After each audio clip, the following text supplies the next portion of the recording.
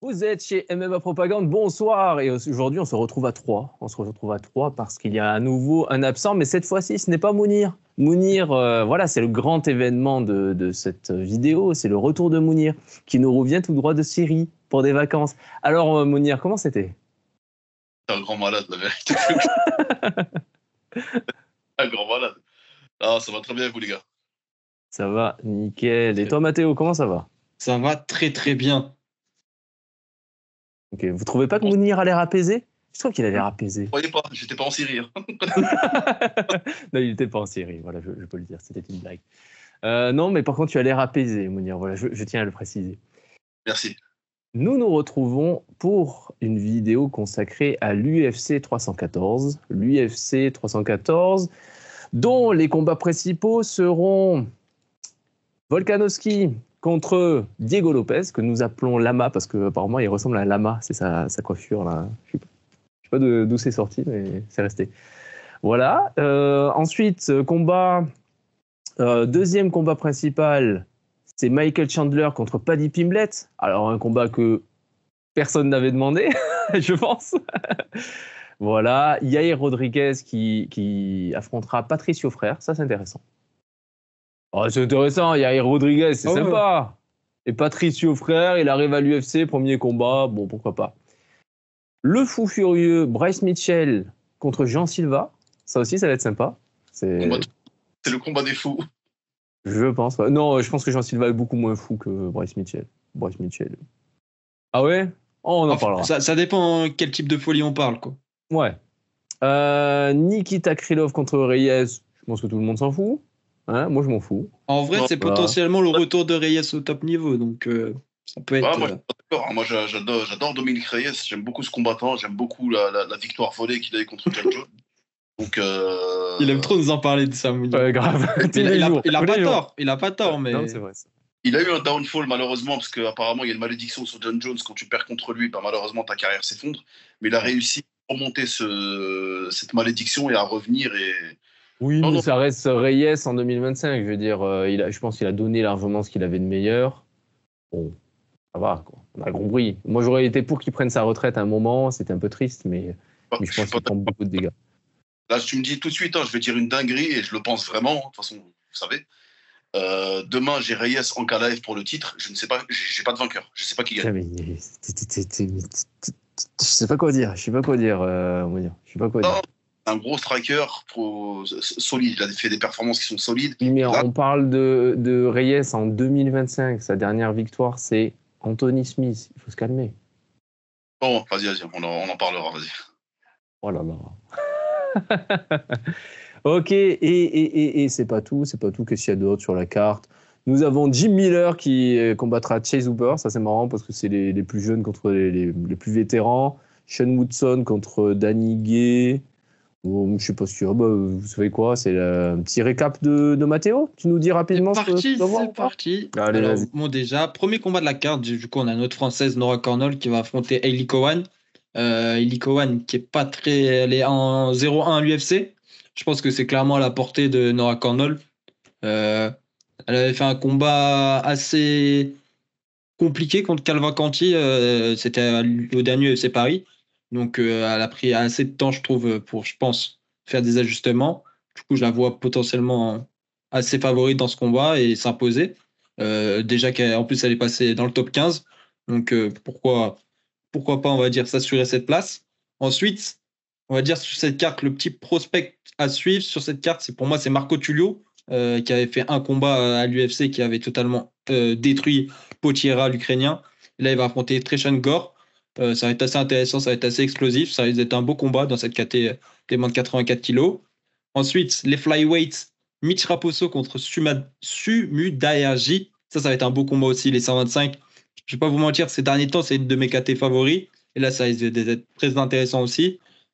Ensuite, mon compère polonais, Michał Oleksiejczuk, qui a notamment fait son camp avec les Fighting Nerds. Donc, ça va être intéressant de voir les potentiels ajustements, parce qu'on sait qu'il est sur pas mal de défaites.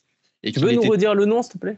Alors, Michał Oleksiejczuk, Incroyable. Merci de noter qu'il a travaillé la prononciation et tout. C'est professionnel. C'est ça. Et en plus, il affronte Cédric Dumas, pour moi, quelqu'un qui n'a pas le niveau UFC. Donc, je pense que c'est. J'espère en tout cas qu'il va s'imposer. Darren Elkins contre Erosa, combat de OG, ça risque d'être assez sympa. Ensuite, Chase Hooper contre Jim Miller, c'est simple, c'est la nouvelle garde contre le OG extrême de l'UFC. Chase Hooper, en plus, on voit qu'il s'est quand même pas mal amélioré sur sa dernier combat. Et Jim Miller, c'est vraiment un gatekeeper, on va dire, top 25 des lightweights. Donc, passer Jim Miller, c'est quand même passer un step, c'est intéressant. Ouais, je dirais même que Jim Miller, c'est une sorte de tueur de jeunes. Ouais, franchement. Pas tout à fait de prospect, mais de tueur de. Tu sais, tu dis, ah, lui, il pourrait être. Et non, parce que Jim Miller l'a tué. Voilà. C'est ça. Chase dommage. Hooper, Chase Hooper, c'est le combattant préféré de Jérémy, il faut le préciser. Mais oui, il est C'est pas ça. là. En plus, c'est c'est son ça. combattant préféré. Chase Hooper a un seul fan, c'est Jérémy. Et il est pas là. C'est terrible. Comme c'est incroyable. dire que Trevor Peak a un seul fan et c'est lui. C'est ça. Bah, Vous savez, Jérémy, en termes de MMA, c'est un peu comme un hipster. Voilà, il a des goûts particuliers, assumés, et il est pas beaucoup, on va dire. Vas-y, Mathéo, continue. ensuite, vous avez pu faire la connaissance de Meji lors du dernier podcast. Donc là, il y a sa combattante, Virna Jandirova, qui va combattre. C'est vraiment sa combattante. Vous connaissez Mounir pour Miranda Maverick. Et ben, je peux vous le dire, Meji, c'est pour Virna Jandirova.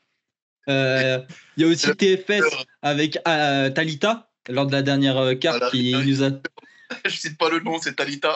Talita, j'ai bien envie qu'il nous raconte cette anecdote. S'il passe par là et qu'il peut nous la raconter. Voilà, on a un peu tous, chacun notre combattante favori. Moi, c'est Tracy Cortez. Voilà, on a chacun notre petit truc. Donc voilà, en tout cas, c'est du coup Virna Jandiroba qui affronta Xiaonan Yan. Donc ça va être un beau combat potentiel, prochaine contentrice pour la ceinture. Alors que moi c'est Wady, voilà, je vous le dis. Moi ce qui m'intéresse, Ouais, mais- c'est le MMA, c'est la bagarre, donc c'est Wady. Ah, mais nous, c'est les MMA aussi. Hein.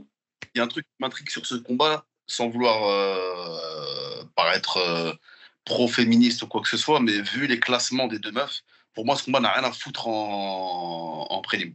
Il devrait au moins débuter la main card. Je suis À mon d'accord. Pour le coup, c'est vrai que c'est du haut niveau. Pour le coup, là, c'est vraiment un beau combat. C'est Ensuite, vrai que, en vrai, Krylov contre Reyes, moi je te mets ça en prélim. bah, c'est plus parce que Dominic Reyes, c'est un gros nom quand même, c'est un Américain. Donc, Ouais, mais tu vois, tu sais, le combat principal des prélims, par exemple, tu le mets là. c'est vrai, c'est vrai. Moi, j'aurais foutu Chandler et Pimblet. Non, ça Ouais, tu toi, peux t'es un pas. abuseur, t'es un tu abuseur peux pas. aussi. Sportivement, pourquoi pas, hein, je veux dire, Chandler contre Pimblet, c'est pas un combat. Comme ça reste le top 10 des lightweight.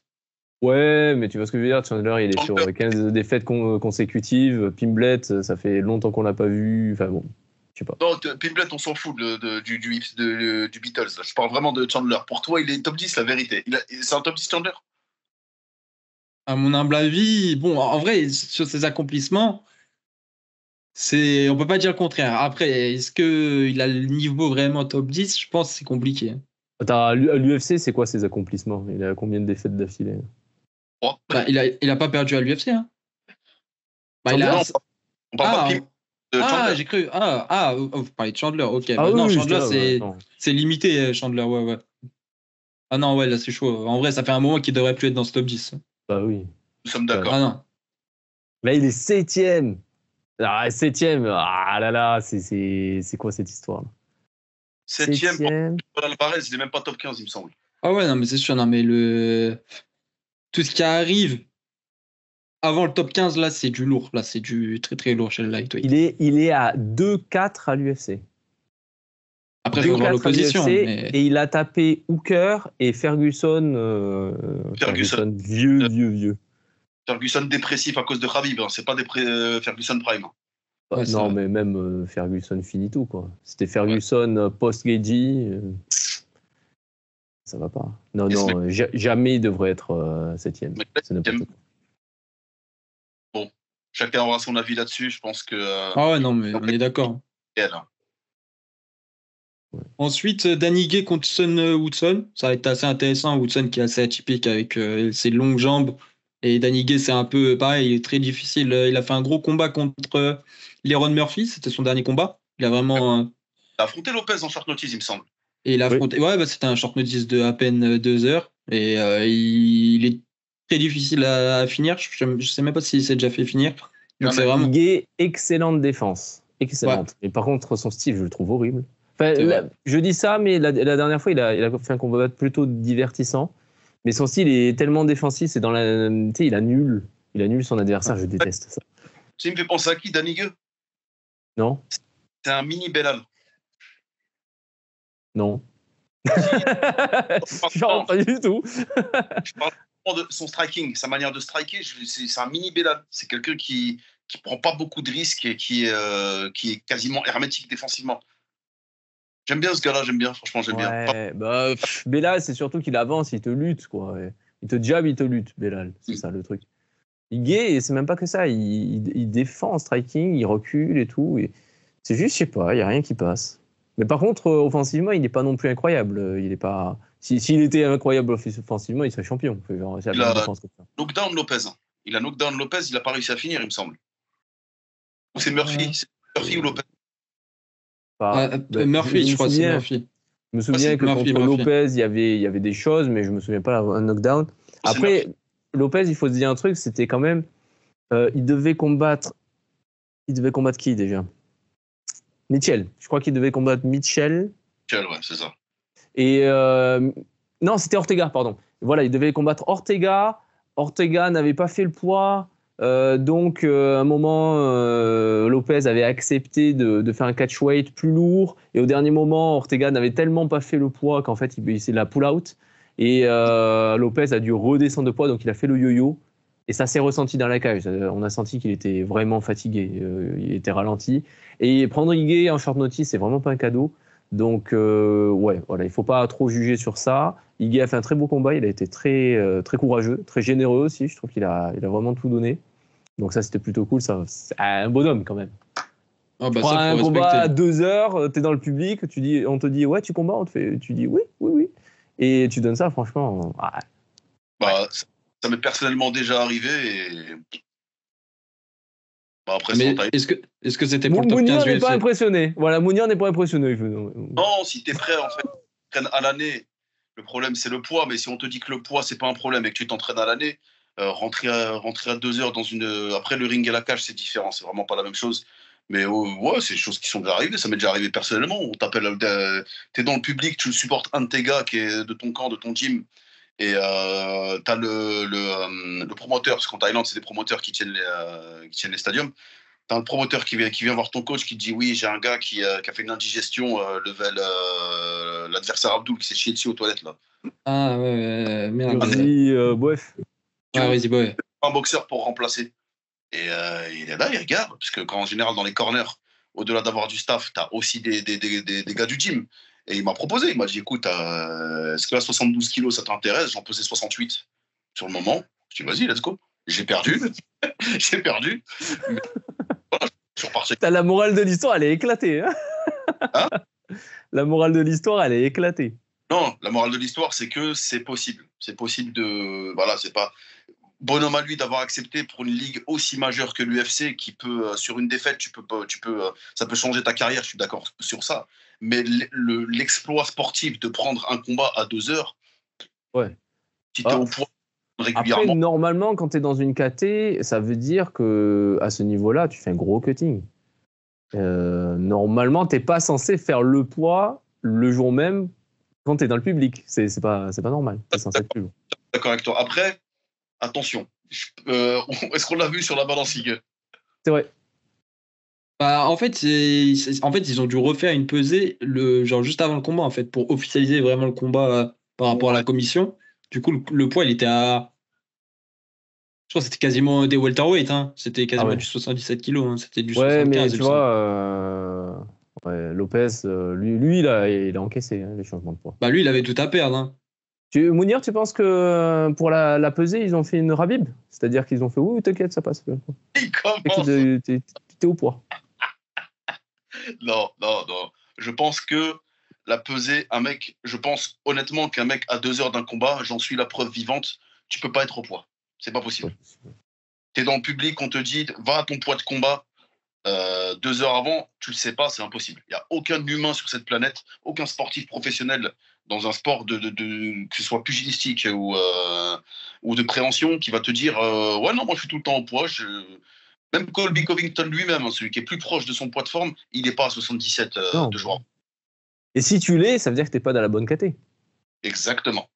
En fait, c'est exactement ça. Le weight bully, ça existe pour de vrai, des fois à outrance pour certains combattants, type Kamaru Usman, Khabib, on va le dire, hein, Khabib Nurmagomedov. En dehors de ces... Non, mais il y a Islam, c'est bon, Islam, c'est pas un weight bully. Mais bref. Non, ça va. Le concept de weight bully existe vraiment, mais de base, quand tu es combattant pro, tu dois être... On dit, après, moi je te parle de Muay Thai, hein, le MMA, je ne peux pas me prononcer à niveau professionnel, mais en Muay Thai, au niveau professionnel, on te dit ne dépasse pas 5 kilos de ton poids de combat. Reste à 5 kilos au-dessus ou en dessous, mais pas au-delà de 5 kilos ou en dessous de 5 kilos. Ouais. Après, en dessous de 5 kilos, c'est quand même assez rare, hein, surtout au-dessus, en général. Tu combats à 6 kilos, ne dépasse pas 71-72 à l'année. En tout cas, voilà, Dan Ige contre Sean Woodson. Moi, je trouve ça drôle parce que c'est vraiment des physiques opposés. Sean Woodson, ouais, et puis Sean Woodson, il a des bras de 2 mètres, il a des jambes de 3 mètres, et puis il a une grosse tête. Il a un tout petit buste, c'est vraiment un physique super bizarre. Ige, il est petit, il est tassé, il a une petite tête. Qu'est-ce que vous voulez ? C'est comme ça. Et on passe maintenant à la carte principale. Donc, on a commencé déjà à en parler un petit peu tout à l'heure. Nikita Krylov contre Reyes. Reyes qui est, pour moi, fini, qui est fatigué, qui a eu 2 combats faciles, on va dire. Mais tant mieux, hein, c'était ce qu'il fallait pour ce stade de sa carrière. Alors, Dustin Jacoby, il a battu en 2024. Ça, c'était pas mal. Honnêtement, Dustin Jacoby, c'est pas super facile à battre. Il n'est pas descendu en middleweight, celui-là ? Je sais plus. Tu crois qu'il est descendu ? Je vais te dire. J'ai un doute. Je crois qu'il est descendu en middleweight. J'ai un petit doute. Ok. Hop, on va regarder ça. Mais ouais, non, je trouve que le battre, c'est... Non, il n'est pas descendu en middleweight. Il a dû faire 1 ou 2 combats en middleweight. Je sais pas ouf, je l'ai vu en middleweight. Non, je crois que... Je crois que je suis un ouf. Ouais, je crois que t'es un ouf. T'es un malade mental. T'as un problème, mon pote. Oui, ça y est, une petite erreur, ça y est. Oh. Les termes sont lâchés, là, c'est bon. Voilà. Qui veut nous parler de son combat ? Ben, c'est toi, Mounir. Toi, tu nous as dit, moi, je pense que Reyes bat Ankalaev. Et je connais ta technique. Non, je connais ta technique. Ton truc, c'est de hyper tous les gars éclatés de la KT. Comme ça, comme tu sais qu'Ankalaev, il va les prendre parce qu'il prend que des nuls. Et tu vas dire, ben voilà, franchement, Reyes en 2026, c'est pas mal quand même. Hein témoin, est-ce qu'à un seul moment, j'ai dit, Reyes bat Ankalaev ? J'ai dit, il y a match. Et je le pense. En striking, franchement, il y a match. Parce que les deux vont striker, ils ne vont pas chercher à grappler ou à lutter. Même peut-être, mais pas Reyes. Reyes, je pense qu'il revient d'une sombre période. Et là, c'est le combat de la confirmation. Ce combat-là, ça va être le combat de la confirmation. Soit je reviens et je prouve que je suis un combattant de haut niveau, soit je sombre face à Krylov, parce que Krylov n'est pas dégueulasse non plus, il ne faut pas lui manquer de respect. Soit je sombre face à Krylov et je prouverai que je me suis jamais remis de mon vol contre John Jones. Il n'y a pas que le vol contre John Jones, il y a eu le vol contre John Jones, il y a eu la raclée qu'il a pris par Blachowicz juste après. Et ça, c'était terrible. Ça a fait mal au cœur parce qu'on a vu Reyes qui aurait peut-être dû être champion et qui s'est dit, bon, c'est bon, moi je suis le gars qui a officieusement battu John Jones. Je vais prendre Blachowicz, qu'est-ce que c'est ? Genre, Blachowicz, ça va, je peux gérer. Et en fait, il s'est fait éclater. Blachowicz lui a roulé dessus avec un game plan très très propre. Vraiment, c'était une belle perf de Blachowicz. Et je pense que Reyes l'avait pas pris assez au sérieux. Et ensuite, Reyes, qu'est-ce qu'il a fait ? Il a pris Jiří Procházka. Il s'est fait atomiser. Il s'est fait atomiser. Il a eu ses moments quand même. Mais les dégâts. La knockdown, non ? Ouais. À un moment, dans la garde, il est out totalement. Ouais. Et c'est assez Et il a impressionnant été. ce combat. Il a réussi à le secouer. Et qu'est-ce qu'il nous fait, Dominique Reyes, au lieu d'aller le finir en striking? Il tente le takedown. Pourquoi? Pourquoi vous faites ça? La psychologie des combattants de MMA est impénétrable. C'est c'est comme Gastelum qui sonne Adesanya. C'est comme tout ça. Il y a des moments. Tu te poses des questions et les combattants de MMA ne sont peut-être pas assez posés sur le moment. Mais bon, je pense après, tu peux comprendre aussi avec le rythme que Jiri a imposé. À un moment, je pense que tu prends ce que tu peux pour faire une pause. Tu vois, tu dis voilà, là j'ai touché, c'est bon, je le mets au sol, on va prendre quelques secondes pour réfléchir parce que ça a l'air insensé quoi. Tu es en combat, tu sens que le cardio il diminue, tu sens que le gars il a un volume de psychopathe, il t'avance dessus, il veut pas se lâcher.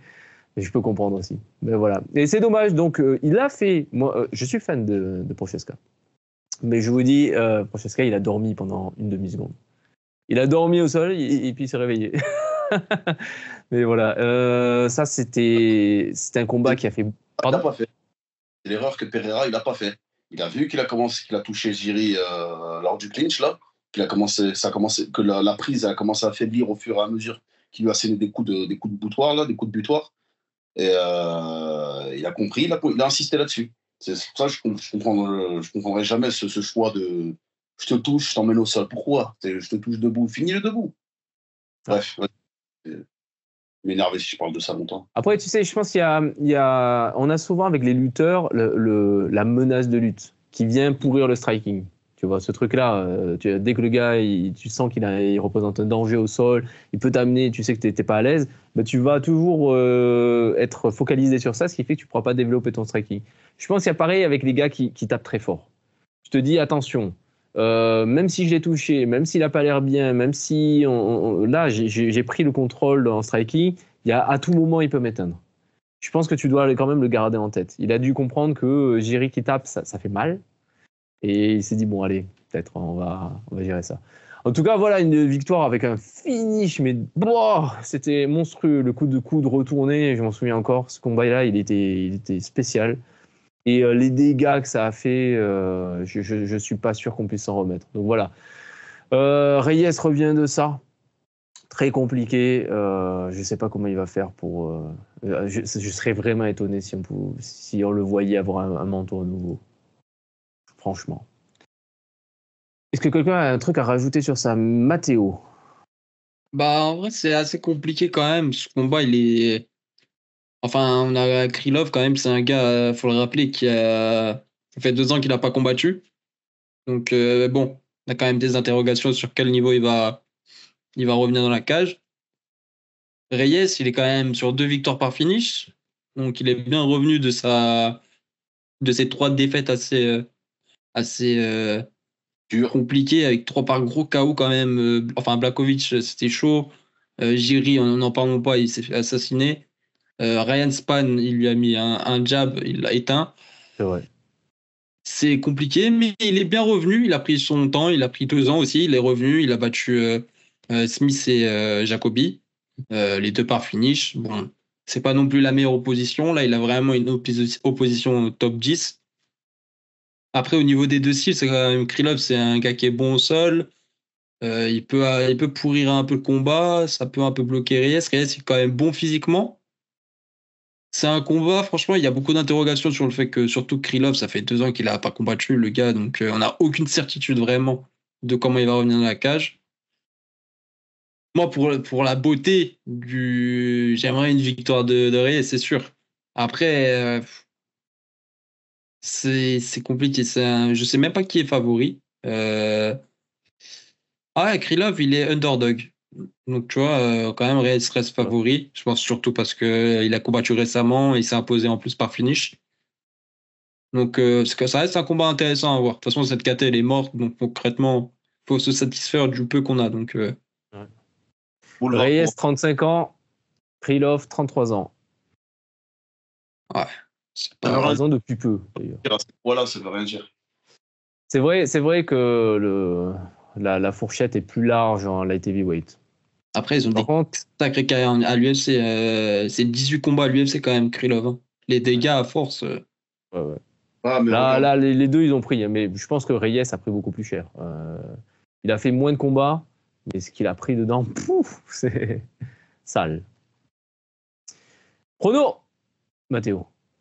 Non, moi, je vais aller le choix du cœur. Hein. J'espère Reyes, un petit Reyes décision. Ok, Mounir. Moi, j'ai Reyes TKO au deuxième round. Ok, Jerry. Moi, j'ai Krylov, décision. Continuons. Combat suivant. Combat suivant, il devrait être un peu plus intéressant, je pense. Il s'agit de Bryce Mitchell contre Jean Silva. Bon, je pense qu'on est d'accord. Tout le monde veut que Bryce Mitchell se fasse éteindre ici. Moi, oui. Non? Pas Bah, vous? franchement, ouais. Hein. Si. Bah oui, quand même. Donc, Silva, si je dis pas de bêtises, c'est quel team, Mathéo? Ah, bah, c'est les Fighting Nerds. Hein. La team en vogue en ce moment, la team qui a vraiment le vent en poupe. C'est incroyable ce qu'ils proposent. Et on va dire que Silva, c'est pas le dernier de l'équipe. Hein. Ils Il ont pas. propose des choses. Ouais. Et aussi, ils ont pas un Aboubacar Nurmagomedov dans leur team, là? Bah, ils ont Bruna Brasil, c'est la combattante féminine qui est en 2-2, je crois, à l'UFC. Le Abou Bakar des Fighting Nerds. Donc voilà, ça va être intéressant. Jean Silva, bon, vas-y, Mathéo, parle-nous de Jean Silva. Alors, Jean Silva, a.k.a. le fou du bus, qui aboie sur tout le monde, qui a trollé aussi Bryce Mitchell en venant avec un globe terrestre pour lui faire comprendre que la Terre n'était pas plate. Oh, la citation sur Twitter, sur X, c'est incroyable. Il a dit « Je vais te frapper jusqu'à que tu comprennes que la Terre est ronde. » ça rend le combat hypant. Donc, ouais, Jean Silva, c'est vraiment le gars. Il a deux enclumes à la place des mains, c'est simple. Le gars, il a pris une short notice contre Drew Dober dans la KT du dessus et il l'a rendu méconnaissable. Le gars, pourtant, il est connu pour son menton, American Dad, tout ça. Mais pourtant, il lui a fait quelque chose. Ce combat-là, c'était du sang à l'état pur. Vraiment, il a tout fait, il a vraiment touché. C'était un gros combat. Le dernier combat qu'il a fait contre Bagdasaryan, il le drop d'une manière de folie. Et après, il dit à l'arbitre bah, arrête le combat. L'arbitre n'arrête pas. Il commence à le ground and pound. Mais qu'est-ce qu'il fait, ce fou? Il met des coups de coude dans les côtes pour faire en tant que ground and pound. Le gars, il est complètement cinglé. Donc, franchement, ouais, ça va être un gros combat intéressant. En plus, ça va être une opposition de style. On connaît tous le style de Bryce Mitchell. C'est un gars qui est très bon au sol. Il n'a pas non plus une lutte incroyable, mais il est quand même assez bon en lutte. C'est pour ça qu'en fait, La lutte, elle est pas dingue. Le sol, par contre, on peut rien dire. Ouais. Et du coup, ça va vraiment un peu. On va pouvoir situer finalement si Silva, sa hype, elle est méritée, on va dire. Parce que là, on va avoir vraiment des certitudes sur sa défense de takedown. Si on peut le voir vraiment comme le futur top 5, voire champ. Là, ça va vraiment être un combat qui va nous donner des réponses. C'est un match-up de style. Concrètement, Jean Silva, un gros striker avec des mains lourdes face à un grappleur. D'ailleurs, contre Bagdasaryan, Silva a utilisé un truc. Je sais pas si tu as vu, il parle. Il parle beaucoup avec le gars en face. Il dit genre, hey, on est potes, on s'amuse et tout, on se serre la main, on se fait des câlins et tout. Il a bam! Pendant que toi, t'es déconcentré, il t'en met une. C'est un peu vicieux. En fait, c'est dur de tenir la concentration comme ça avec un gars qui est explosif. Mais en vrai, c'est malin. C'est malin. Tu sais, les autres, on en voit certains comme. On en a vu plein qui trollent, mais méchants. Tu sais, ils essayent de provoquer. Là. Ils essayent de parler comme les Nick Diaz, comme les ça, je pense à Côté là-bas. Ouais, c'est pas pareil. Côté là-bas, il est teubé. C'est un peu différent. Non, là, on voit que c'est des gars, en fait, ils veulent te provoquer pour que tu essayes de les attaquer, comme ça, ils te contrent. Ça, c'est une stratégie qui existe. Ou même par le comportement, tu vois, des Sagna qui faisaient des trucs vraiment pour foutre les nerfs, ou Connor qui essaie voilà, qui essaie de provoquer le contre. Et ouais, donc là, c'est un peu ce qui s'est passé. Ça fait partie des techniques de Silva et ça prouve probablement qu'il n'est pas bête, ce mec. Ça prouve probablement qu'il en a dans la tête. On a parlé de match-up, c'est une opposition stylistique intéressante. Alors, c'est bien, mais le truc, c'est que Bryce Mitchell, on l'a déjà vu contre des gros cogneurs. Ouais. Il a bien dormi. On l'a vu contre Josh Emmett. Il s'est dit, ouais, j'ai un mec, le seul truc de Josh Emmett, c'est qu'il tape comme une mule. Tu vois, c'est son seul pouvoir. Son seul pouvoir, genre, si je suis au sol, ça va. Tout ça, ça va. Et lui, qu'est-ce qu'il a fait? Il a striké avec. Ce qui prouve peut-être l'inverse de Jean Silva. C'est-à-dire que peut-être que Bryce Mitchell est un petit peu con. Hein? Donc, il se pourrait qu'on voit Bryce Mitchell qui essaye de striker avec Silva. Pas impossible. Mais après, je pense quand même qu'il va lutter. En plus, il y en a beaucoup qui disent... on a vu une petite phase où mince, comment il s'appelle, Charles Jourdain avait amené au sol et un tout petit peu contrôlé Jean Silva. Beaucoup de gens disent que si à ce moment-là c'était Bryce Mitchell, ça aurait pu faire beaucoup plus de dégâts. Donc ça va être intéressant de voir si vraiment Mitchell va pouvoir imposer son sol. Moi, je vais pas vous mentir, je pense que Silva il va l'assassiner. Et je pense vraiment que Silva c'est vraiment le futur de cette catégorie, vraiment. Bon, je m'avance un peu parce qu'on n'a pas vu quand même sa takedown defense, mais je pense vraiment que c'est un bourbier pour la KT. Et franchement, il risque de monter très vite, rapidement dans les rankings. Et puis Mitchell, ouais, c'est pas un cadeau qui lui font l'UFC. Moi, je me méfierais quand même parce que des strikers qui font mal, des gars intelligents, des gars qui brillent une fois qu'ils sont debout, ben on en a vu un paquet. Il y en a plein. Je sais pas pourquoi ils sont aussi forts en striking et tout. Et après, tu t'aperçois, il n'y a pas de menton. Ça, c'est le cas Walker, Johnny Walker. Tu le touches, ben en fait, finalement, il dort. C'est facile. Ou pas de cardio. Ça, on en a vu plein aussi. C'est-à-dire qu'ils sont excellents au premier round, mais en fait, tu t'aperçois qu'ils ont que un premier round. Et ensuite, tu as des gars, ben, ils n'ont pas de lutte du tout, pas de sol. Là encore, il y a plein d'exemples comme ça. Donc moi, je pense que c'est vraiment tôt pour se projeter sur son Après, moi, il m'a quand même convaincu sur les oppositions qu'il a eues, parce qu'il a affronté Valeros, gros prospect aussi, Dana White contre Anderson Silva, c'était une belle guerre. Jourdain, c'est l'éteindre. C'était, je crois, la première fois qu'il faisait éteindre Jourdain. Dober en short notice où il monte de KT et il l'éteint. Après, oui, forcément, mais c'est des striking. Oui, voilà, on est d'accord. Mais ça veut dire quand même quelque chose. En striking, ça va être compliqué de parler avec lui. Ouais, ça c'est sûr. Mais en plus, Mitchell, comme on a dit, il s'est fait éteindre par des gros cogneurs. Enfin, il s'est pas fait éteindre par Topuria, mais il avait pris des bonnes. Ouais, il aurait pu se faire éteindre. Et Emmett. Et Silva, c'est le même profil de gros cogneurs. Donc, à voir. En tout cas, moi, j'ai déjà mon prono, je vous le dis, Silva va l'éteindre. Mounir, t'en penses quoi? Pas grand-chose, un fou contre un autre fou. Ouais, bah, qu'est-ce que je peux dire sur Silva qui n'a pas déjà été dit? Ouais, c'est un gros striker. Hein. Gros striker, grosse puissance de frappe. Enfin, gros striker, je trouve que techniquement, c'est pas très élaboré ce qu'il fait. Mais gros cogneur plutôt. Et il cogne. Il cogne, ça c'est indéniable.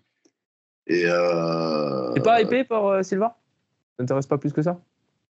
J'attends de voir. En fait, j'attends de voir une opposition avec un fou de son acabit. un fou comme lui en striking. En fait, j'aimerais bien Silva contre Josh Emmett. Oh, ouais. Jean Silva contre Josh Emmett, là, ça répondra à beaucoup de mes questions. Là, on aurait un combat vraiment avec de la tension. Hein. On en serait en permanence en train de se dire qu'est-ce qui va passer? Dans la logique du classement, dans la logique du ranking, tu fais Silva contre Leron Murphy, je demande à voir. Ouais.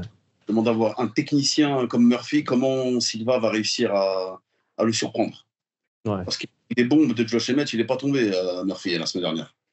C'est un combat qui m'intéresse. Après ce combat-là, le combat en question dont on parle, Mitchell contre Silva, je pense que Dana White il envoie Mitchell au charbon pour ses propos et qu'il l'envoie juste se faire éteindre par la star brésilienne montante, tout simplement. Ouais. Il est malfaisant, Dana. Il est malfaisant, il est mal intentionné. Ah, c'est de la stratégie aussi. C'est que Mitchell, il a beaucoup fait parler de lui ces derniers temps, mais surtout pour ses propos hors de la cage, parce que ce mec-là, il dit n'importe quoi, il est incroyable. Il est incroyable, hein. Les États-Unis veulent le voir se faire éteindre, et pas que les États-Unis. Ils veulent le voir se faire éteindre face à un fou comme lui, mais comme il dit Matteo, c'est une folie qui est différente. Donc, on attend de voir. Mais je pense que Silva, Et même Aussi. même s'il est fou, ok, il est fou, mais il a un peu de lumière là en ce moment. Donc Dana, il est pas bête. Ils sont vraiment pas bêtes à l'UFC. Ils volent la lumière, ils se disent, oh bah tiens, je vais pouvoir en faire quelque chose. Parce que bon, Bryce Mitchell, tu vas pas en faire un champion. Il a ni les compétences, ni le personnage. Enfin, vraiment, tu veux pas avoir ça comme champion. Tu veux pas lui donner la parole en fait. Tu veux pas lui donner la parole au nom de quoi que ce soit. S'il a la ceinture, il se met à parler, mais tu deviens fou, je pense. Donc ouais, je pense qu'il va plutôt essayer de faire monter l'équipe brésilienne comme ça, au moins pour créer des bonnes oppositions dans le futur. Ton prono, Mounir? Silva, KO, certains. Je pense Silva KO. J'hésite entre round 1 et 2. J'hésite entre les deux. On va dire 2. Vas-y, je pense que le premier round, il va le provoquer. Le premier round, il va le provoquer. Et le deuxième, il va l'éteindre. Mathéo, toi, tu nous as dit KO, quel round?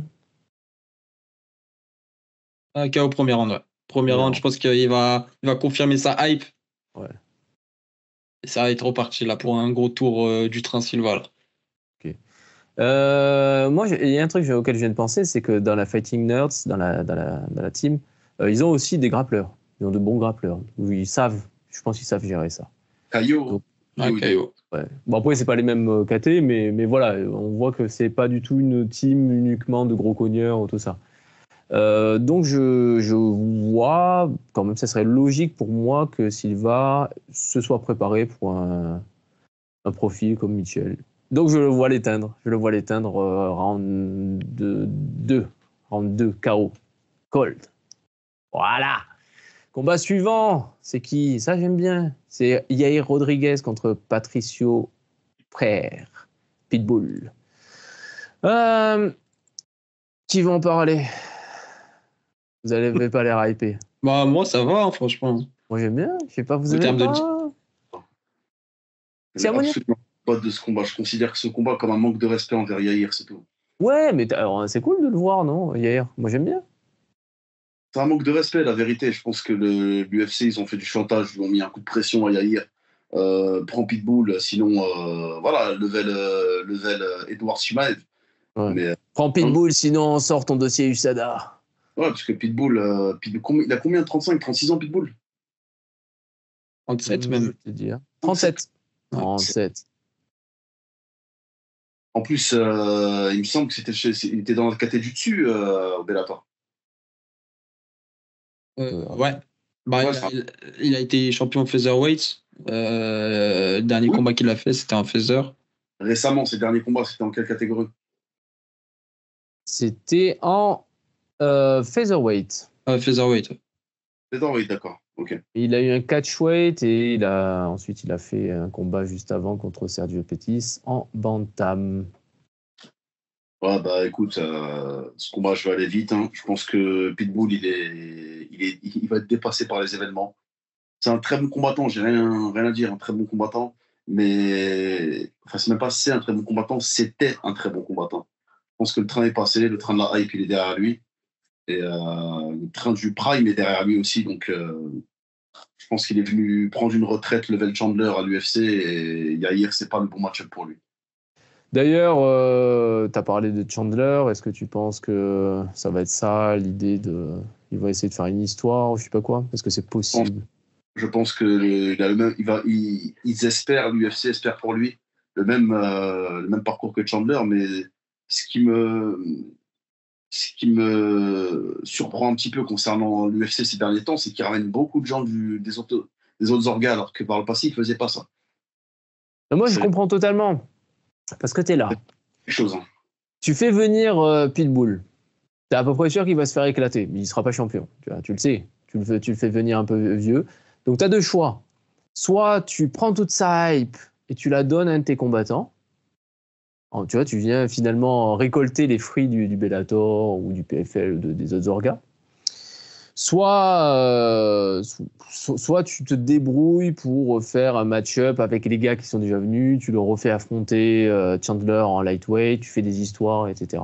Moi, je trouve ça plutôt pas bête, tu vois. Et en plus, si il gagne, tu prouves au monde que l'UFC, c'est le niveau supérieur. Tu le rappelles. À chaque fois qu'un champion dominant du Bellator se fait éclater, ben, on rappelle que l'UFC c'est supérieur. Je suis pas d'accord avec toi, les gens ils sont pas dupes. Hein. C'est un Patricio Pitbull qui vient après son prime, après la quasi-totalité de sa carrière. Il vient en fin de carrière finir à l'UFC. Les gens ils sont pas dupes. Hein. Alors, Un casual fan il peut se faire embobiner par ce discours-là. Mais des gens qui connaissent un minimum le MMA savent très bien que Pitbull, sa carrière.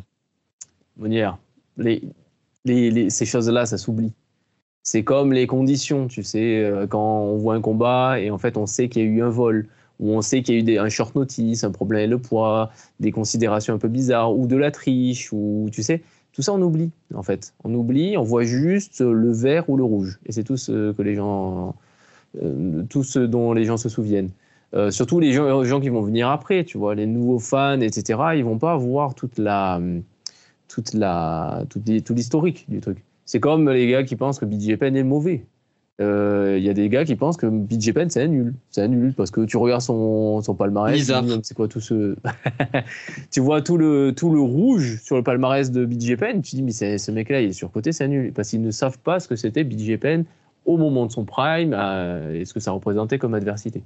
C'est-à-dire qu'Anderson Silva aussi il est éclaté. Il y en a qui le disent. Oh. Et il y en a qui le disent parce que tu vois la fin, tu vois le rouge et tu dis surcoté, Anderson Silva, Rabi, alors que non, et bien sûr, quand on est dans le contexte, quand on est dans le moment, on sait très très bien que ce sont des combattants d'exception. Voilà. Donc là c'est la même chose. Pitbull, quoi qu'il arrive, s'il perd, il aura du rouge sur son palmarès et c'est tout ce qui va rester dans la mémoire des fans.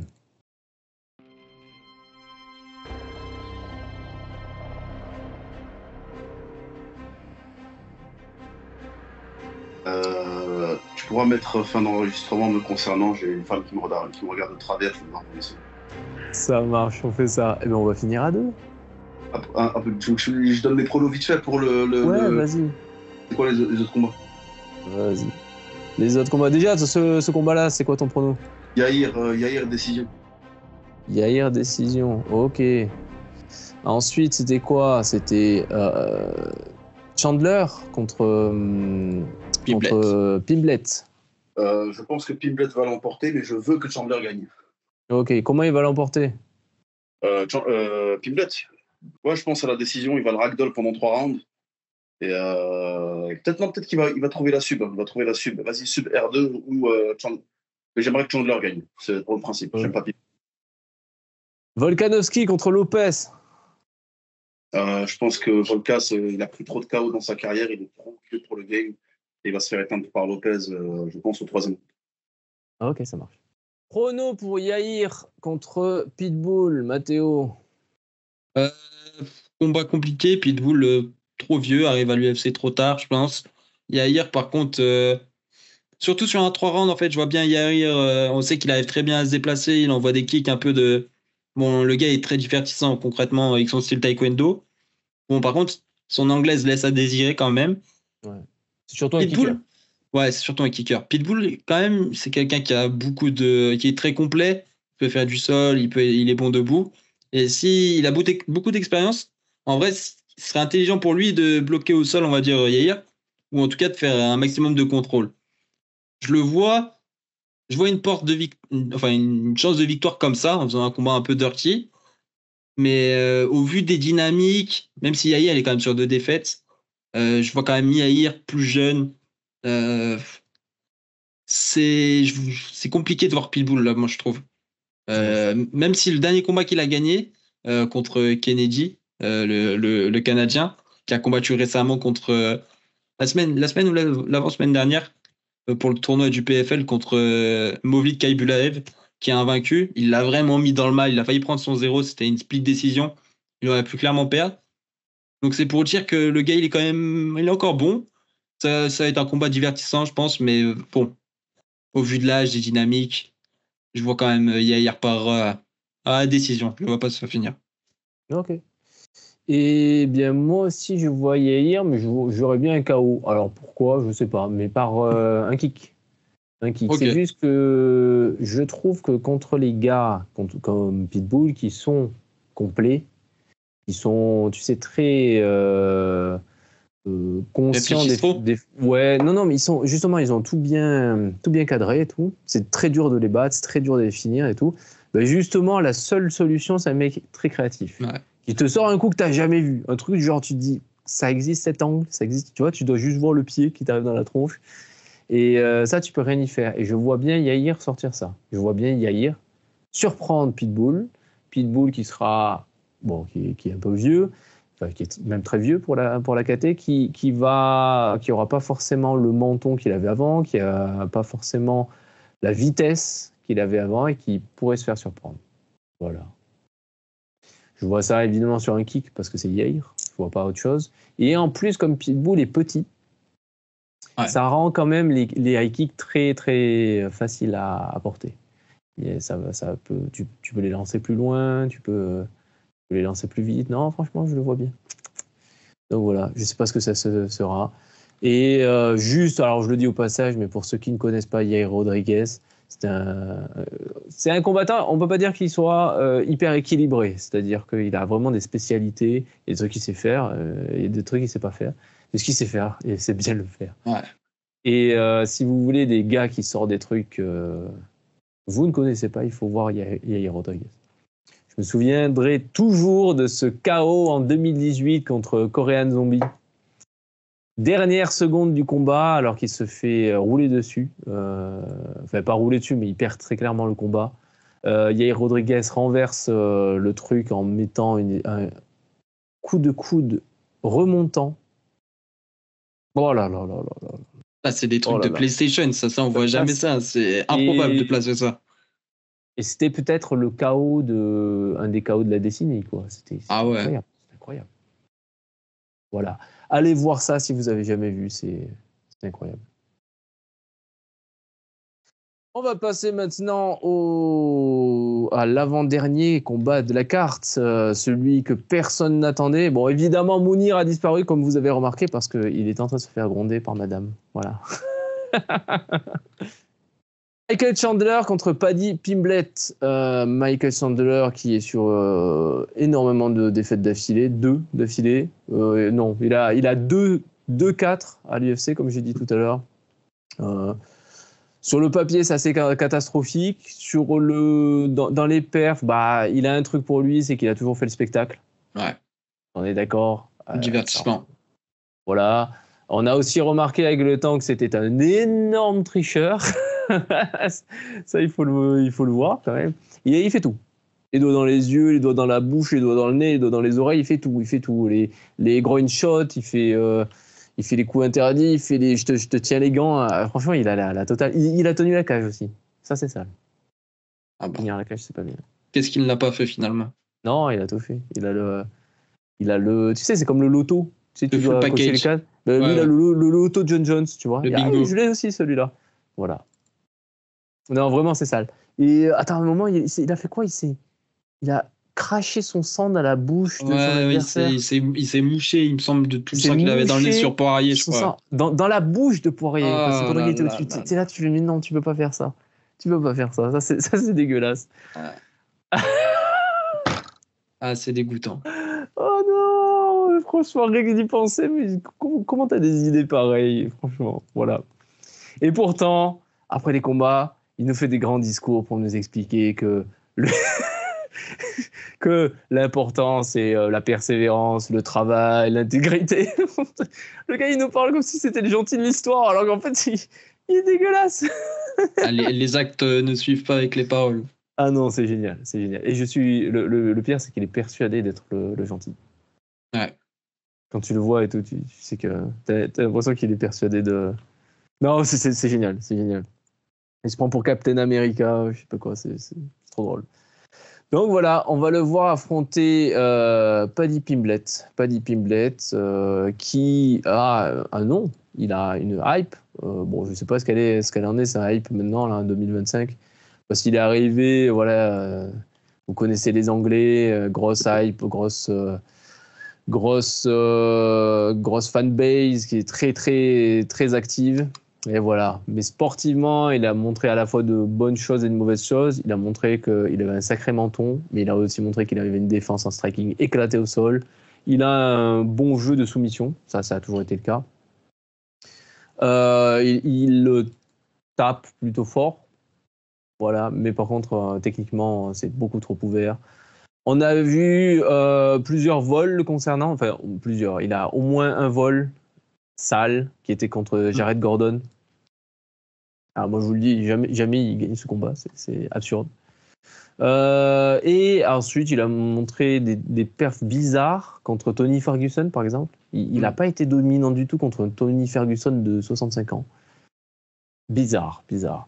Et par contre il sort d'une belle perf contre Bobby Green. Bobby Green, là il lui a roulé dessus.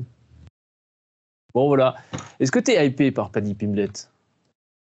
Paddy, non. Moi, c'est pas spécialement un combattant auquel j'ai beaucoup d'attentes. Je sais qu'il y a beaucoup de gens qui disent ouais, au final, en vrai, de vrai, il est un peu sous-coté et il va faire quelque chose. Moi, j'ai encore des doutes, honnêtement. Quand on voit l'opposition qu'il a eue, j'ai du mal à me dire que, même là encore, Chandler, même s'il passe Chandler top 7 UFC, c'est un Chandler qui est bien fatigué. Donc, j'ai vraiment du mal à me dire que, pour moi, il n'a pas encore ce statement pour me dire, OK, il va être top 5 UFC, voire top 10 et rester dans la durée. Par contre, il a 30 ans. Ouais, ça va, c'est encore jeune, je trouve. Oui. Il a 30 ans, il arrive dans son prime. Ouais. Voilà. Je viens de regarder les décisions, donc les jugements des journalistes sur le site MMA Décision. Il n'y en a qu'un seul qui donne le combat de Gordon contre Pimblett à Pimblett. Et il donne décision 29-28. Voilà. Tous les autres, il y en a au moins, je sais pas, au moins une quinzaine, une vingtaine, plus d'une vingtaine qui donnent Gordon vainqueur. Donc là, c'était vraiment un vol. C'était vraiment sale, quoi. C'était vraiment bizarre de donner ça à Pimblett. Voilà, alors moi non plus, j'y crois pas du tout. Je le vois à peine combattant du top 10. Après, on sait tous que les combattants peuvent s'améliorer. Admettons, peut-être qu'il a travaillé sa défense, peut-être qu'il a après fait ajouter des mouvements de tête, on ne sait pas. Mais de ce que j'ai vu, je suis pas du tout hypé. D'autant plus que c'est les lightweight. Top 10. Tu gage. Même s'il est vieillissant, et il est vieux, là, le top 10, il va falloir un changement de génération à un moment. Même comme ça, je ne le vois pas passer grand monde, quoi. Qu'est-ce qui pourrait passer? T'as des noms? Peut-être comme ça, il y a des Darius. Tu vois passer Darius? Même pas, mais je me dis au moins il donne un match. Ouais. Je me dis pas il va gagner forcément, mais au moins c'est peut-être équilibré, tu vois. Tu vois, mais par exemple un Gamrot, jamais de la vie. Non, c'est vrai, je le vois pas passer Gamrot.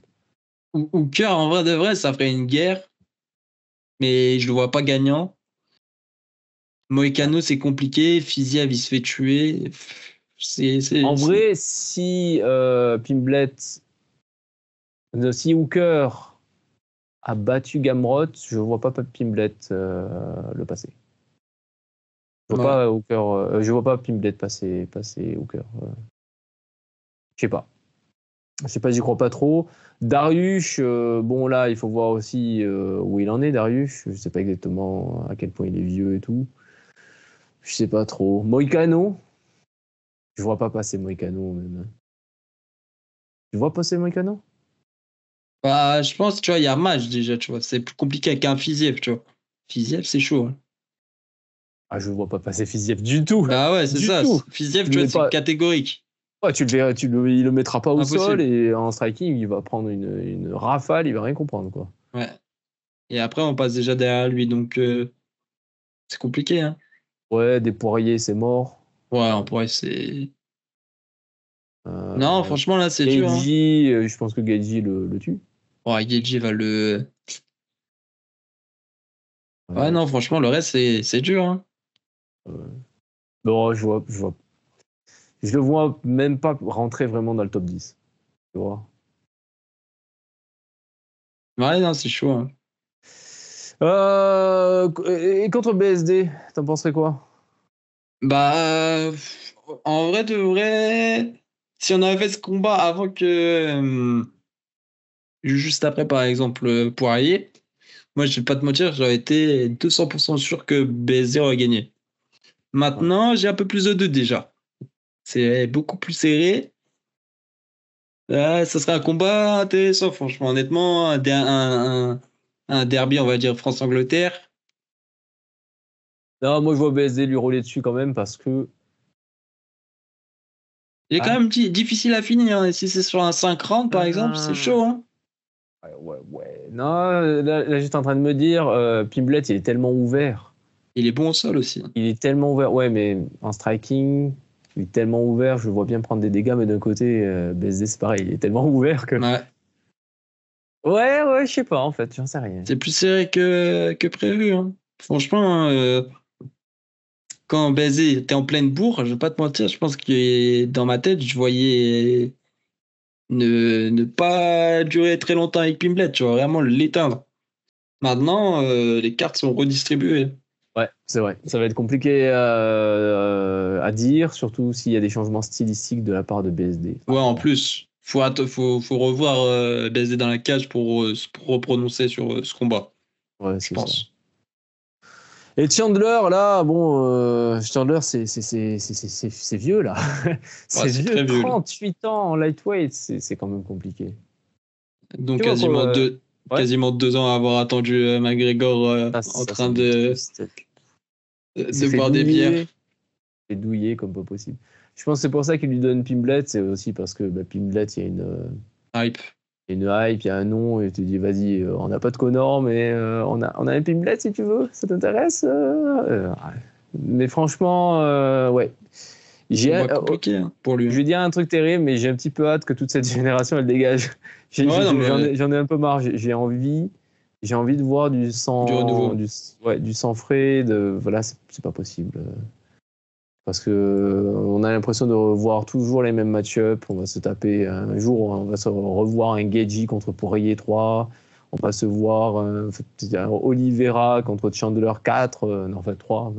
On va voir tout ça. C'est franchement bof. Ça fait des rematchs. Je sais pas. Déjà, on a eu Geji contre Fiziev 2. Ah, franchement. Mais voilà, c'est une KT qui est assez verrouillée finalement, parce que les gars qui sont. Il faut passer, ils sont compliqués. Et je vois pas trop de gens qui pourraient y arriver. Et je parle même pas du champion, je parle même pas de Marachev qui roule sur tout le monde. Je parle même du top 5. Je vois pas qui peut y rentrer maintenant. Finalement, la dernière grosse. Je sais pas, la dernière grosse explosion qu'il y a eu, c'est Holloway. C'est Holloway qui est monté, qui a fait sa place. Alors tout le monde se dit non, mais c'est impossible, c'est verrouillé. Mais à part ça, il se passe rien. À voir. Quel est ton prono sur ce combat? Sur ce combat, honnêtement, bon. Au vu du dernier combat, en vrai de vrai, quand j'ai réfléchi au combat, quand il a été annoncé, je me disais, ouais, non, Chandler, il va mettre KO Paddy. Mais en fait, quand on réfléchit bien, Chandler, il a vraiment vieilli. Déjà, sa dernière performance contre Oliveira, il s'est vraiment fait dominer sur la totalité du combat, sauf à la fin, il a commencé à mettre ses petits coups illégaux, pardon. Fallait qu'il triche, bien sûr. Il a failli retourner le combat. Et je me dis, bon, il n'aura pas toujours ce genre de petits coups de chance. Et franchement, Paddy, c'est quand même un bourbier. Bon, il va être dangereux, toujours premier, deuxième round, Chandler. Donc là, il va falloir attention pour Paddy. Mais Paddy, il a un gros sol. Il pourrait bloquer Chandler au sol, surtout quand il aura fatigué Chandler. Donc, moi, je pense pas qu'il ira quand même jusqu'à soumettre Chandler, parce que pour soumettre Chandler, il faut vraiment être assez compliqué. Le gars, il a pas de coups, il est tout petit ramassé, c'est dur. Et en plus, Oliveira n'a pas réussi. Donc, moi, je vois bien Pimblet s'imposer par décision. Donc, ouais, je vois Pimblet décision. Je vois pas Chandler éteindre Pimblet, il a un gros menton. Ouais. Mais je vois pas Pimblet soumettre non plus Chandler parce que le gars, c'est un tronc d'arbre. Donc, voilà. Non, je suis d'accord avec toi. Je vois pas ça non plus. D'autant plus que Pimblet, comme on a dit, c'est limité. Chandler, c'est bizarre, hein, Chandler. Et 38 Chandler, ans, premier round. Bon, déjà 38 ans. Ouais. Toutes ses qualités, l'explosivité, la vitesse, ça part. Là, je ne vois pas faire grand-chose. Donc moi, perso, je dirais Pimblet décision. Je pense qu'on va être... ça va pas être un combat de dingue, je pense. Ouais. Je sais pas.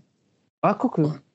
Ah, ça dépend. En vrai. Ça risque d'être vite moche. En fait, au début, ça va être intéressant. Après, ça va être moche. Ouais, ça va être moche, mais je vois bien un slugfest, tu vois, où les gars, ils sont là... Ouais. Ils n'en peuvent plus et tout, avec les gars qui prennent des coups, mais qui tapent pas assez fort pour s'éteindre. En plus, pas impossible pour moi qu'on voie le potentiel dernier combat de Chandler, parce que Chandler a dit que lui, ça l'intéressait pas de rester à l'UFC et de faire des combats où il est 20e, il prend un 25e, il veut que des gros combats. Et là, s'il perd contre Pimblet, je sais pas qui a de la hype pourrait l'intéresser pour le reste. Par contre, s'il gagne, vous pouvez être sûr que le premier qui va appeler, c'est Conor McGregor. Oui, et ça va servir à rien parce que Conor ne reviendra jamais. Il est sur le projet d'être président de l'Irlande, là, il en a rien à foutre. Mais ouais, non, moi je vois bien ça, je vois Pimblet décision. Cette KT, mais c'est tellement aléatoire. Là. J'ai l'impression, mais regarde les combattants, qu'est-ce qu'ils font? Il y en a, il va être président de l'Irlande. Allez, c'est quoi? Ah ouais, non. C'est la KT, les gars, ça y est, ils ont 30 ans et ils prennent leur retraite. Ah ouais, non.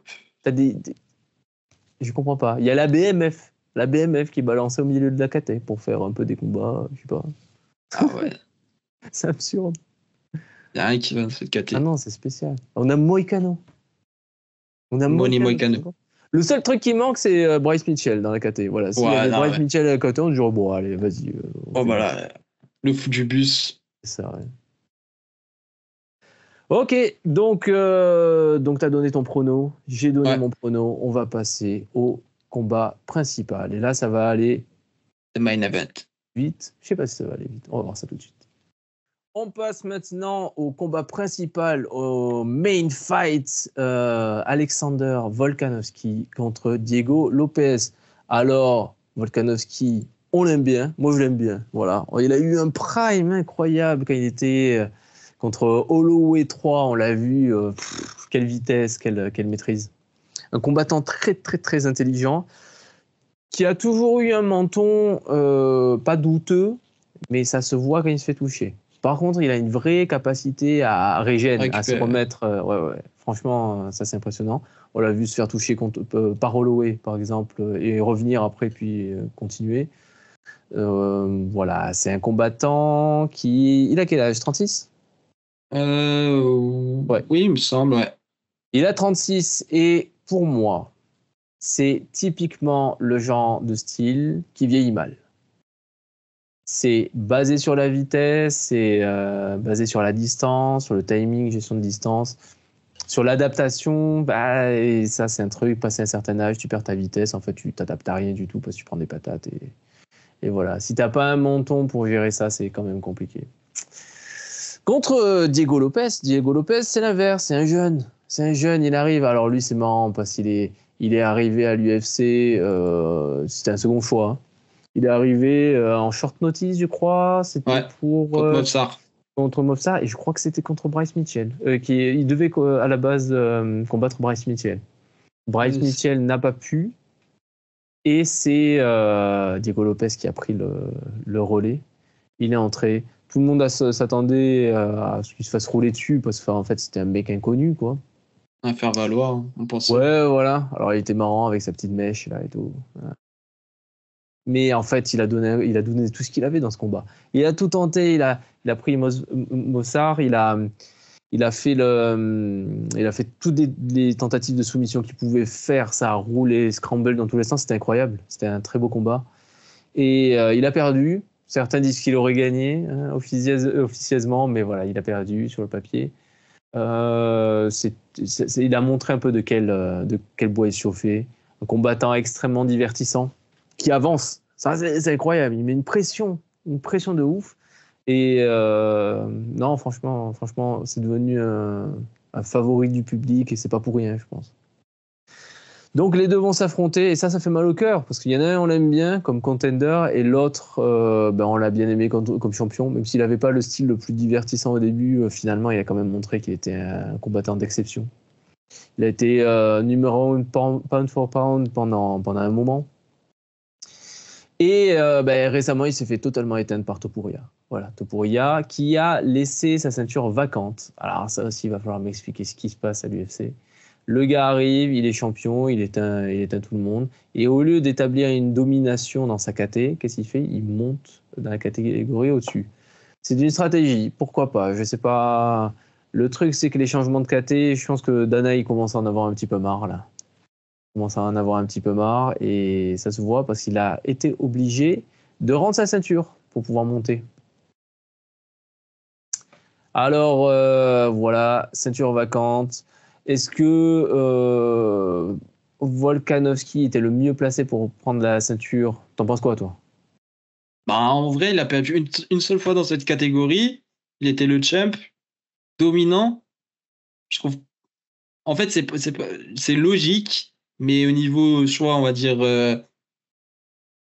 niveau divertissement, c'est sûr que c'est pas ouf. Mais concrètement, c'est le dernier à avoir perdu contre Topuria. C'est sa seule défaite dans la KT. Il y a qui d'autre de plus méritant? Les autres, c'est des contenders. Il y a Evloev, il y a Lopez. Il y a personne, quoi. Alors moi, je suis d'accord avec toi. C'est-à-dire que Volkanovski, c'est pas spécialement ce que j'avais envie de voir, mais pourquoi? Surtout parce que moi, je me doute qu'il est fini. Volkanovski, je pense que c'est la fin. C'est la fin de son prime, c'est la fin de sa carrière, je pense. J'espère qu'il va être assez intelligent pour le voir. Bon, alors, il faut se méfier parce que je crie un peu aux fins de prime assez souvent, hein. Je vous le dis, dès que le gars passe les 35 ans, je dis non, mais c'est la fin de sa carrière. Mais là, je le sens vraiment. Je sens vraiment qu'il y a un truc qui a changé. Et puis là, il sort quand même de gros KO, Volkanovski. Et en plus, il a fait des changements de catégorie et ça, on sait que ça fait mal. Donc, ouais, je me méfie un peu de ça. Et pour parler de tout ça, nous accueillons Shadowski. Salut les gars, ça va? Ça va et toi? Je m'incruste, mais ouais, fallait que je commente sur ce combat. Voilà, forcément, on parle de Volkanovski, il y a Shadowski qui arrive. Il est obligé. Grand fan, comme tout le monde, mais un peu plus. Voilà, on a parlé de la légitimité d'Evloev, qui aurait pu prendre ce combat-là. Et certains, dont Mounir, qui n'est pas là pour défendre ça, mais qui l'aurait sûrement fait s'il avait pu, estiment que c'était Evloev qui aurait dû prendre ce combat-là. Alors, je comprends, il y a une grosse série de victoires, mais il faut dire un truc quand même. C'est que d'un côté, on a un Evloev qui a pull-out je ne sais pas combien de combats, qui a fait que des décisions parfois un peu ennuyeuses, etc. De l'autre, on a un Diego Lopez qui a sauvé la mise à l'UFC je ne sais pas combien de fois. Donc, il a sauvé la mise à l'UFC, il a pris des short notice, il a accepté de changer de poids juste pour sauver des cartes. Qu'est-ce qu'il a fait? Il a pris Ortega au dernier moment. Il a pris Ortega. Igué, pardon. Ouais, Igué, il a accepté de faire des changements. Non, mais Ortega aussi, je crois que c'était un short notice. Enfin, voilà, il a été très, très, très arrangeant avec l'UFC. Il a toujours montré qu'il voulait être extrêmement actif. Et en plus, il a un style divertissant. Donc moi, personnellement, si j'étais l'UFC, si j'étais un décisionnaire de l'UFC, j'aurais fait exactement le même choix. J'aurais mis Diego Lopez en avant et Evloev, je lui aurais dit tu seras le prochain, mais pas tout de suite.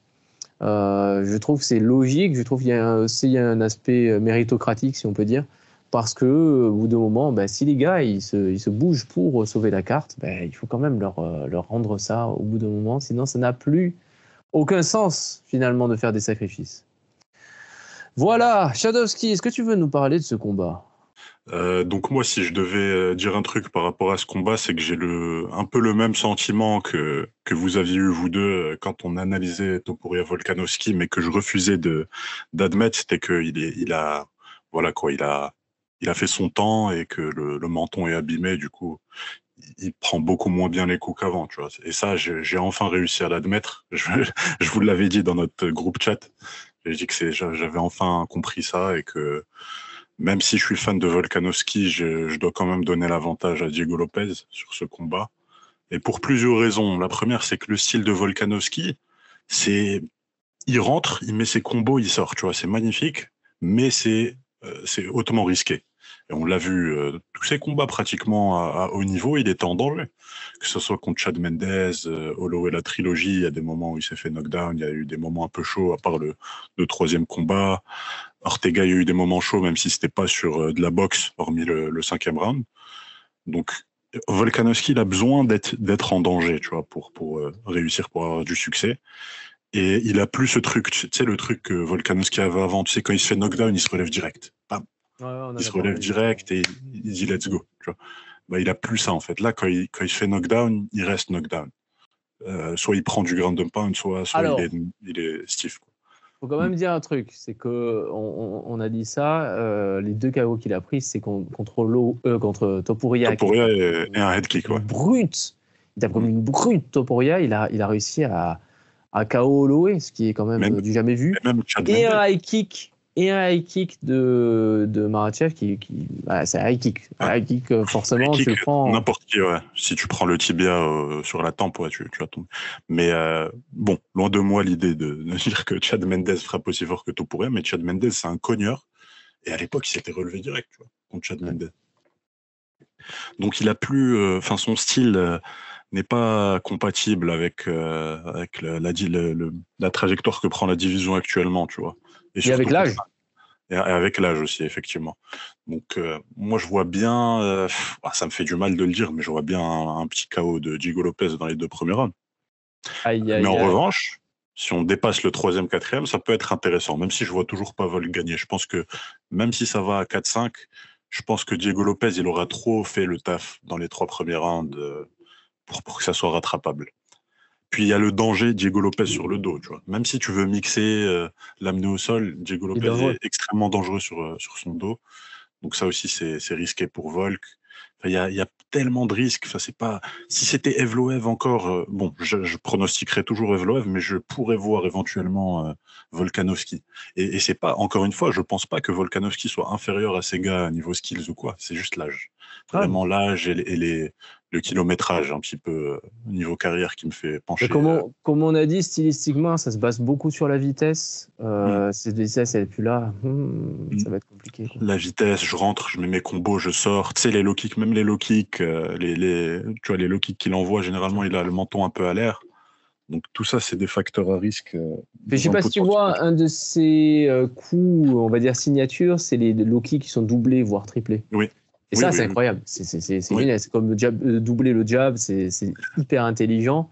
Ça vient casser le rythme, ça fait des choses que les autres n'attendent pas forcément. C'est vraiment bien. Mais pour ça, il faut quand même une certaine vitesse. C'est-à-dire que doubler un low kick, ça veut vraiment dire que tu es bien sur tes appuis, que tu peux les balancer. C'est incroyable. Ça, il a plu. Moi, je pense qu'il a plu. Il l'a plu, oui. Et bon, il est exposé quand même sur ses low kicks, tu vois. Et un gars comme Diego Lopez, il peut exploiter ça. Et même, tu sais, sur les mouvements latéraux, je le trouve pas aussi incisif qu'avant, tu vois. Avant, c'était même contre Topuria. Quand Topuria, il aurait pu éviter le KO s'il bougeait mieux, tu vois, latéralement. Mais bon, c'est ça. C'est à peu près ça. J'ai plus trop espoir. Et je pense que l'ère Diego Lopez commence. Et j'ai hâte de voir son combat contre Evloev. Ouais.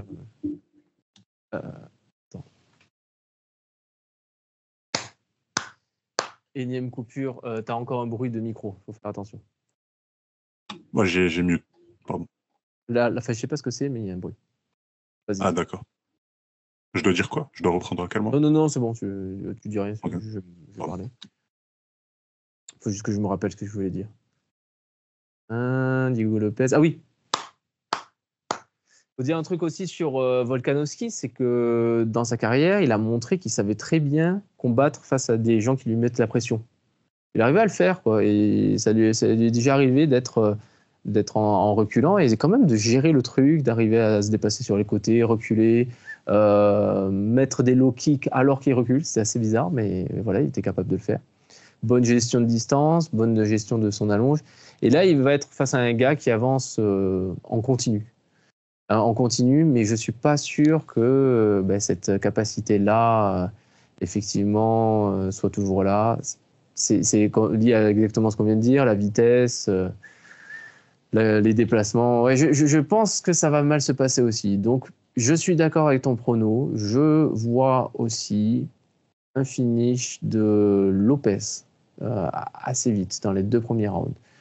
Si c'est pas le cas, t'as dit, si c'est pas le cas, il a peut-être ses chances. Alors, moi j'ai une question sur le cardio de Lopez, parce qu'on a déjà vu Lopez avoir du mal, mais c'était contre qui? C'était contre Danny Gay. Ouais. C'était contre Danny Gay, alors que Lopez avait fait le yo-yo en termes de poids, et que Danny Gay, on le connaît, il est capable d'encaisser pour ensuite redonner. Il est très intelligent. Il cogne, bon. Il est surtout capable de gérer le combat de cette manière-là. Je suis pas sûr que ça soit un red flag, on va dire, sur le cardio de Lopez. En fait, les gens se basent sur ce combat-là et sur la scène régionale. Peut-être Matteo, il a plus ces combats-là en mémoire, mais il y a des combats sur la scène régionale là où il gasse out sévère et je pense même qu'il se fait finir par ground and pound sur un des combats. Encore une fois, ça remonte à un peu loin, donc on sait jamais. Mais peut-être que ces démons peuvent venir le hanter, tu vois. Sur un combat pour le titre. Je lui souhaite pas, mais ça reste possible, surtout contre une machine à cardio comme Volk, tu vois. Ouais. Voilà. Matteo. Ouais, non, vous avez un peu tout dit. Désolé, bon. hein. Désolé, on est comme ça, nous. Après, contrairement à vous, je vais prono Volkanovski par décision unanime. En fait, on est d'accord, Volkanovski, il pourrait pas gagner autrement que par décision. Difficile de finir quand même Lopez. Hein. Franchement. Ouais, mais même son style, il a combien de décisions dans sa vie, Volkanovski? Beaucoup, non? Ouais, bah oui, non, mais c'est ça. Volkanovski, ouais, c'est un peu decision man. Bah, l'UFC, il en a 8 et il a 5 finishes par KO. Ouais.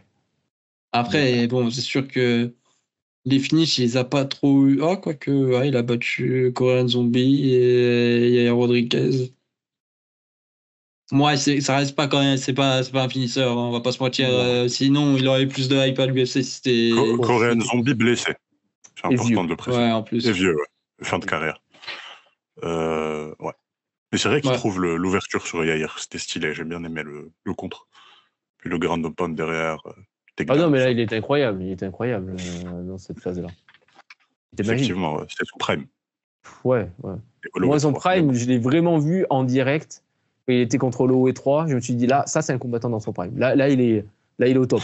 Il peut pas faire mieux. Genre, il y a tout qui clique. Oh, le timing, la vitesse. À un moment, il était là, il jouait avec Holloway. Alors, je me suis dit, soit c'est Holloway qui est fini, soit c'est Volkanovski qui a atteint un niveau incroyable.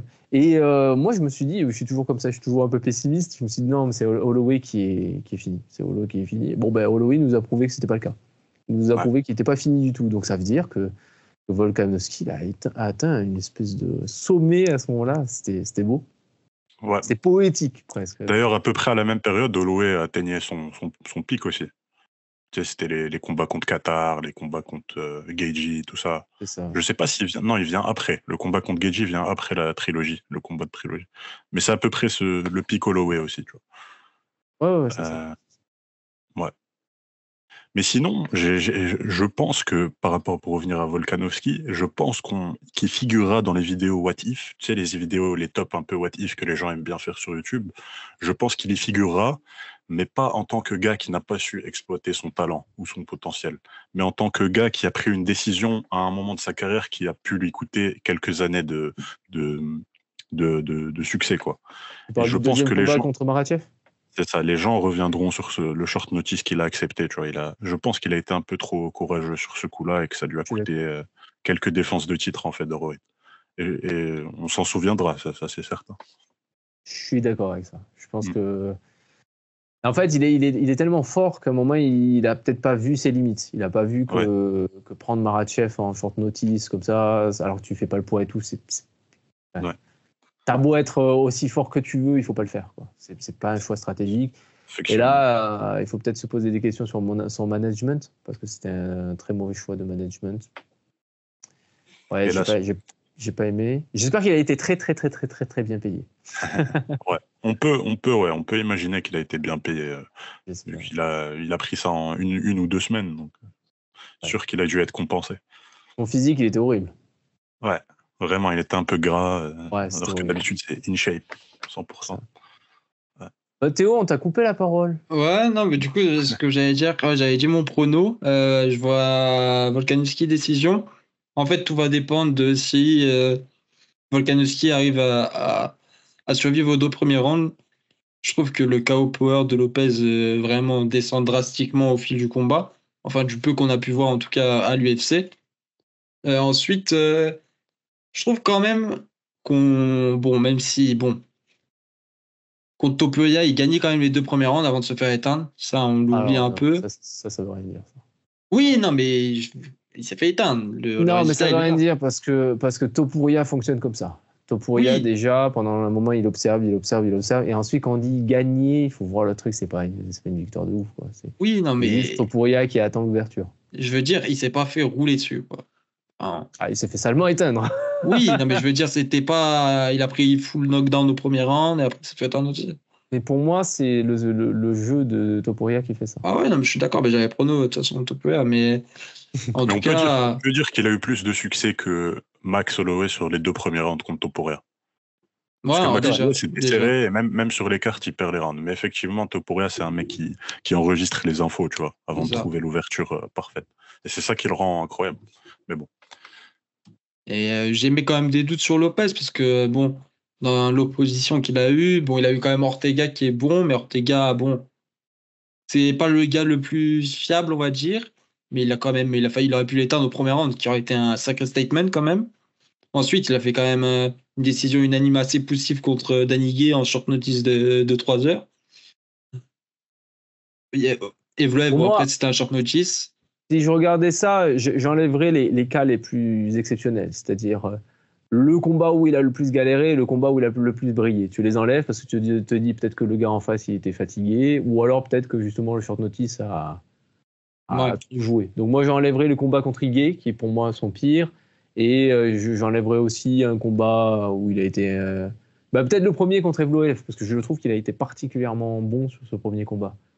Voilà, Okay. je me dis peut-être qu'il a été particulièrement bon parce qu'il a tout donné, c'était le combat de sa vie, ou que Evloev l'a peut-être pris un peu à la légère. Donc j'enlève les deux, je juge un peu sur ça. Mais par contre, effectivement, si on en est à comparer les adversités, Ah oui, c'est oui. Volkanovski en face. C'est-à-dire, Volkanovski, il a nettoyé toute la KT avant ça. Donc forcément, Lopez, il n'a jamais rencontré un gars ni comme Volkanovski, ni même comme quelqu'un qui se rapproche de son niveau. Ouais. Après, il y a aussi, du coup, ce qui est bien, c'est que Volkanovski a vraiment pris son temps pour revenir.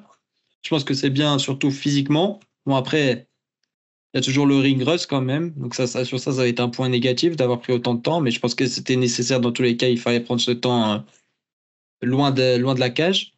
Ensuite, je pense que Lopez, il est surtout dangereux debout. Au sol, je pense pas qu'il puisse inquiéter quand même Volkanovski. Volkanovski est très bon. Il a une assez bonne takedown defense. Au sol, il a quand même réussi à gérer avec Makhachev dans le dos. Euh, Même si c'est pas le même style de grappling, Lopez, il est extrêmement opportuniste. C'est pas vraiment la même chose.